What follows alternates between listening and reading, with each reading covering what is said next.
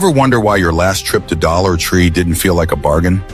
You walked in expecting to grab a few essentials, maybe a bag of chips, some cleaning supplies, maybe even a pack of diapers, and walked out thinking, wait, wasn't this stuff cheaper a year ago? You're not imagining things. Prices have gone up, not just at Dollar Tree, but at Walmart, Target, your favorite neighborhood grocery store. And sure, inflation plays a part, but there's another reason you may not hear about as often. Tariffs. And not just any tariffs. Tariffs that were designed to look tough on foreign countries, but are quietly draining the wallets of everyday Americans like you and me. Let me tell you a quick story. In a small town in Ohio, there's a family-owned corner store that's been around for 3 generations. They sell everyday stuff, soap, canned food, imported toys for the kids. Last year, they started noticing their wholesale prices creeping up. Nothing dramatic, just a few cents here and there. But those cents add up. And suddenly what used to be a $10 grocery bag for a single mom now costs her $13, maybe $14. Why? Because many of those products, shampoo, batteries, packaged food, are imported. And thanks to political decisions made thousands of miles away, they're now taxed at the border before they even reach that shelf. Here's the kicker. These taxes aren't paid by China or some foreign factory. They're paid by us, quietly, every time we scan something at the register. So when we talk about tariffs, we're not just talking about economics. We're talking about dinner tables, about gas tanks, about the quiet squeeze on families already stretched thin. And this isn't just about numbers.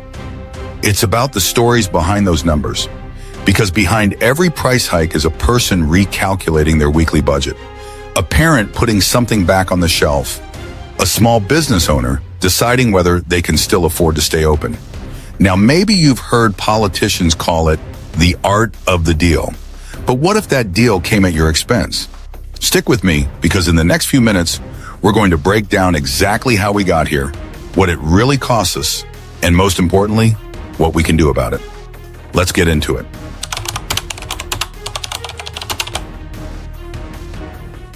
What if I told you that some of the most important economic decisions in recent years were made more like late-night tweets than carefully weighed strategies?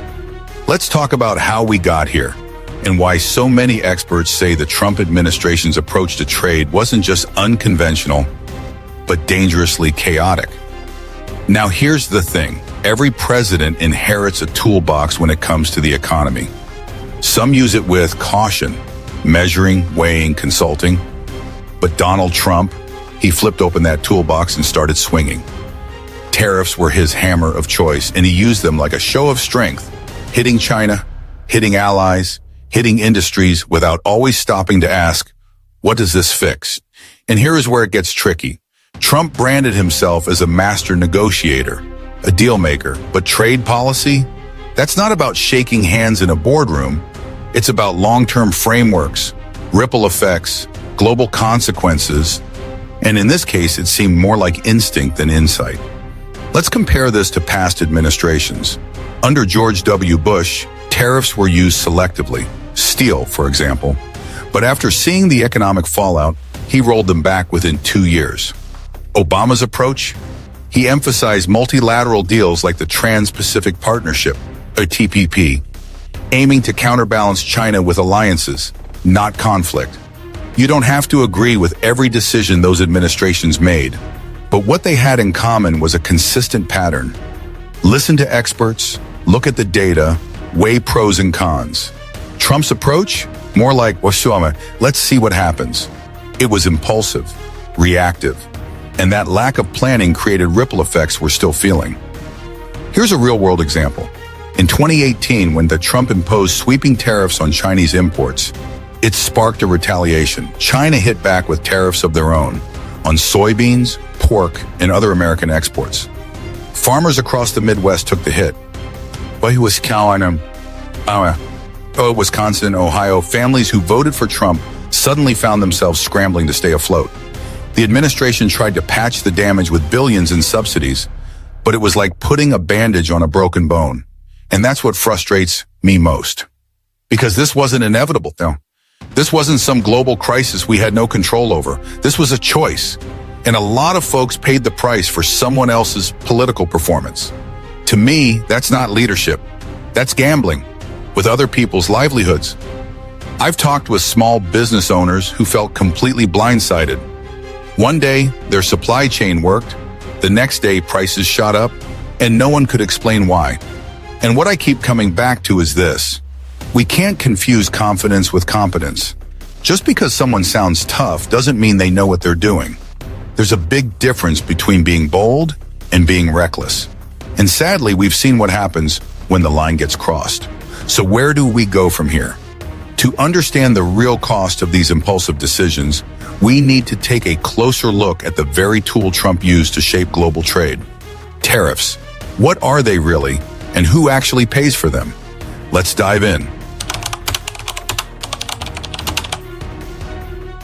Here is a question I think we don't ask enough. When politicians say they're taxing China with tariffs, who's actually footing the bill? Because I used to think it worked just like they said. You hit another country with tariffs, they pay more, they cave, and we win. But it's not that simple. In fact, it's kind of the opposite. Tariffs are basically a tax on imports. When the US government imposes a tariff on, let's say, electronics from China, it doesn't mean China sends us a check. It means American companies have to pay more to bring those goods into the country. And those costs, they get passed down to you, the consumer. So the next time someone tells you we're making China pay, you might want to take a look at your receipt from Walmart or that $12 pack of batteries at your local store, because that's where the tariff is really showing up. Let's look at one of the clearest examples. When Trump threatened tariffs on Apple's supply chain, analysts estimated the cost of an iPhone could jump by hundreds, even up to $3,500 under extreme scenarios. To avoid that, Apple and other big tech companies got carve-outs, exceptions. Meanwhile, small businesses that couldn't afford lobbyists or legal teams were left holding the bag. A corner shop in rural Georgia told a local paper they had to stop selling certain cleaning products because the price hike made them unaffordable for customers. And farmers, they were caught in the crossfire. China responded to our tariffs with their own, slamming American agricultural exports. Soybeans, pork, corn. Farmers watched their markets dry up almost overnight. One farmer in Nebraska said, "We were promised a better deal, and we ended up with warehouses full of crops we couldn't sell." Now, I don't know about you, but when I hear stories like that, I don't just think about economics. I think about trust, about how hardworking people believed they were being protected, only to realize they were being used as pawns in a trade war they never asked for. This is why we have to be honest about who really pays for these bold moves. Because it's not abstract. It's not happening on paper. It's happening in grocery stores, in backyards, in bank accounts. And yes, I get it. Trade is complicated, but that's why it needs to be handled with strategy and care, not ego. So now that we know tariffs aren't the silver bullet they were sold to be, let's talk about the alternatives we could have had and what a more thoughtful path might have looked like. Let's talk about TPP.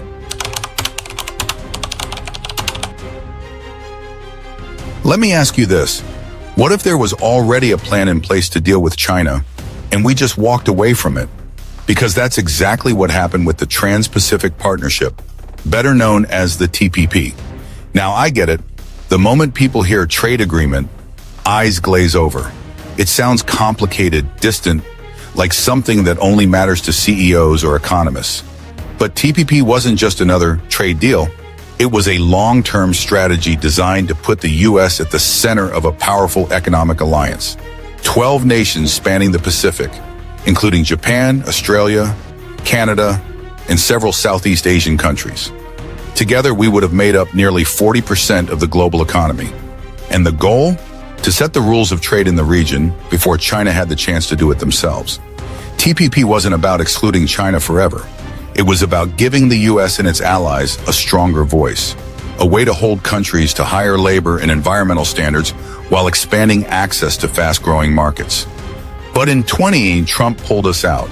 With the stroke of a pen, he called it a bad deal and walked away. No alternatives, no adjustments, just out. And here's the thing. China didn't stay still. They stepped into the vacuum we left behind. They've signed new agreements, built infrastructure through the Belt and Road Initiative, and expanded influence in the very places TPP was meant to protect. We gave up the steering wheel, and now we're wondering why we're no longer driving the direction of global trade. I honestly think that was one of the biggest missed opportunities of the last decade. Because imagine if we had stayed. American workers could have had more access to overseas markets under fairer rules. We could have strengthened alliances at a time when cooperation matters more than ever. And we could have kept China from writing its own rules in the region. But instead, we let fear and politics override strategy. And regular Americans, small exporters, farmers, manufacturers, lost out on opportunities they may never even know they missed. I'm not saying TPP was perfect, but walking away without a replacement, that wasn't strength, that was surrender, disguised as nationalism. And to me, that's the most dangerous kind of leadership, the kind that sounds tough but leaves us weaker. So what does that mean for the folks on the ground? How did all of this, tariffs, missed partnerships, broken alliances, actually show up in the lives of working Americans? Let's zoom in and talk about the impact on small businesses, families, and everyday people who felt this the hardest. Let me paint a picture for you. You're running a small diner in upstate New York.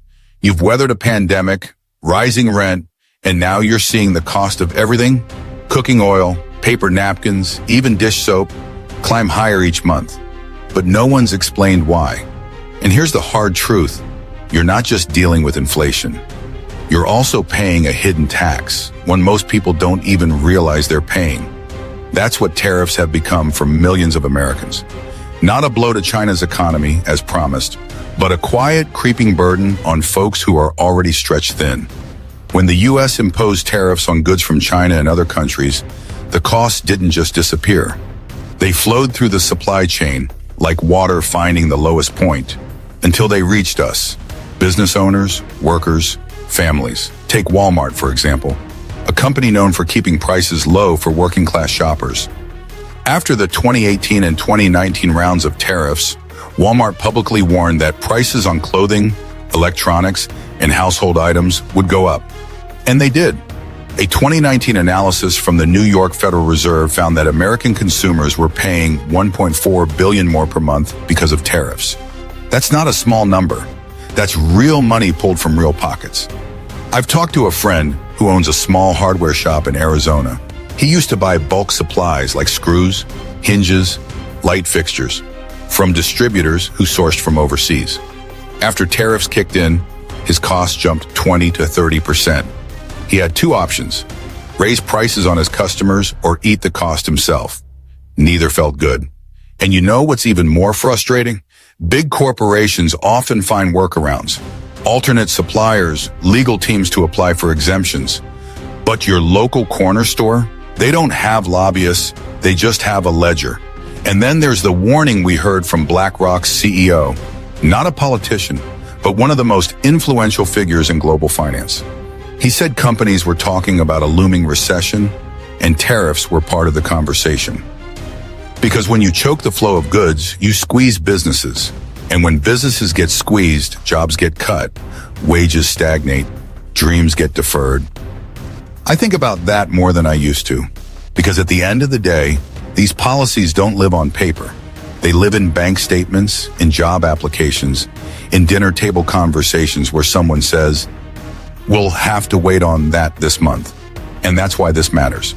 Tariffs were sold as a strategy to protect American jobs, but they've ended up punishing the very people they claim to help. So the question is, how did we get so far off course? Maybe it has something to do with who was making these decisions and why. Let's talk about what happens when economic policy becomes more about ego than evidence.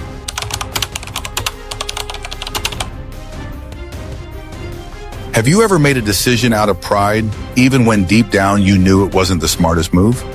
Now imagine running the world's largest economy that way.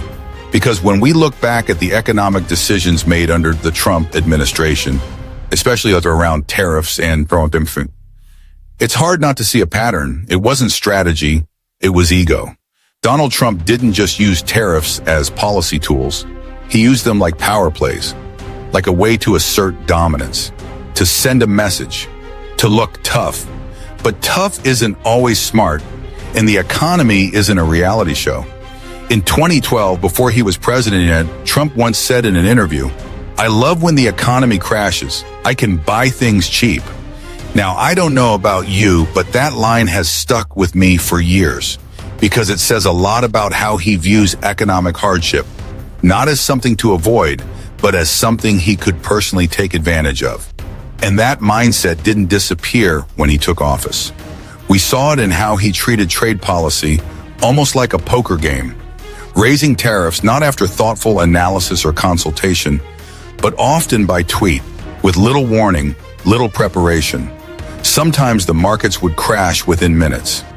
American companies would scramble to respond. Farmers, store owners, working families, they didn't get a heads up. They got chaos. And that chaos wasn't just economic, it was psychological. People couldn't plan, couldn't trust what tomorrow's rules might be. It reminded me of something my grandfather used to say when I was a kid. You can deal with tough times, but it's uncertainty that breaks you. And that's exactly what we lived through. A kind of policy by whim that left people exhausted and angry. Here's the thing that doesn't get said enough. Leadership isn't just about confidence. It's about responsibility. When you hold power over people's livelihoods, your decisions have to be bigger than your personal brand. But Trump often treated the U.S. economy like it was another deal he could muscle through with swagger. He measured success in applause, not in outcomes. And for me, that's the most dangerous version of leadership. When it's built on showmanship instead of substance. When the numbers say this hurts Americans, but the headlines say Trump fights back. That gap between the story and the truth, it's where real people get hurt. And at the end of the day, we have to ask, was it ever really about helping us? Or was it just about looking like a winner on TV? The good news is we don't have to accept that kind of leadership. There are better ways forward. So let's talk about what comes next and what we, the people, can do to push for smarter, fairer economic policies that actually serve everyone.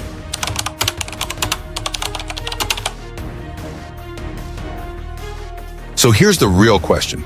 If all of this has gone so wrong, what can we actually do about it? Because let's be honest, it's easy to feel powerless when decisions are being made behind closed doors, thousands of miles away, by people who'll never set foot in your neighborhood grocery store or small business. But change doesn't just start in Washington. It starts with us asking better questions and demanding better answers. Let's talk about the political side for a moment. For years, we've heard strong rhetoric about protecting American jobs. But real policy, clear, long-term, data-driven trade strategy, that's been missing. Not just from one side of the aisle. Democrats, especially in recent years, have had an opportunity to step in and lead with a new approach. One that's smart, fair, and focused on people, not posturing. Some are trying. Senator Sherrod Brown, for example, hosted a town hall in Ohio where he sat down with small manufacturers, farmers, and union workers, people directly impacted by tariffs. They didn't just vent, they asked real questions. Where's the plan? How do we rebuild trade deals that help, not hurt? Can we compete globally without punishing our own people locally? And Brown didn't dodge. He admitted it's complicated, but called for a strategy rooted in accountability. One that puts working Americans first and corporate loopholes last. I respect that. Because the truth is, no party has all the answers. But any leader worth trusting should be willing to listen, to engage, and to adjust. That's where we come in. We can vote yes, but we can also show up. We can write our representatives, attend local forums, share our stories. You'd be surprised how powerful it is when someone from your community stands up and says, "This policy is hurting my business, my family, my future." Policymakers can ignore polls, but it's harder to ignore a room full of real people telling the truth. Personally, I've started paying more attention to how politicians talk about trade, not just the slogans, but the substance. Are they offering a vision? Do they explain the why, not just the what? Because that's what we deserve. Leaders who treat economic policy not like a stunt, but like a responsibility. This country was built on the belief that everyday people could shape its future, and we still can. Now, as we wrap things up, let's revisit what we've learned and what we can carry forward together.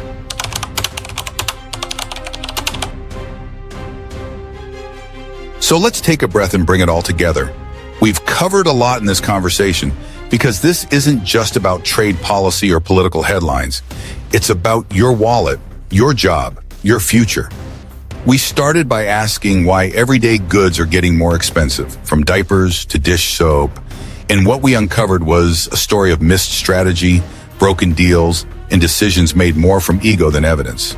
We looked at how tariffs, which were supposed to punish China, quietly became a hidden tax on working Americans. We saw how small businesses, farmers, and families took the biggest hits, while the biggest corporations found ways to protect their bottom lines. We talked about how the U.S. walked away from the Trans-Pacific Partnership, a chance to lead globally and strengthen our alliances, and how that vacuum was quickly filled by China. And we asked, what happens when economic power is used as a weapon, not a tool? When leaders treat policy like a game and the people become collateral damage? But more importantly, we explored what can be done. We talked about how the Democratic Party, and all parties really, need to do more than criticize. They need to offer bold, practical solutions. And we saw how people, real people like you, can make a difference by showing up, speaking out, and holding leaders accountable. So here's what I want to leave you with. Your wallet and your vote are connected. Your economic reality is shaped by policy, and that policy is shaped by the people you choose and the pressure you apply. So I invite you to think about this. Are your leaders protecting you or protecting themselves? Do they have a vision that includes you, your family, your community? If not, maybe it's time to speak up. Maybe it's time to ask harder questions. And if this video gave you something to think about, if you saw a piece of your story in here, don't let it slow at the screen. Like it, share it, leave a comment, and tell me how this economy is showing up in your life. What's changed for you? What do you wish policymakers understood? Because this isn't just my voice, it's ours. And together, we can demand better. Thanks for spending this time with me. Let's keep the conversation going.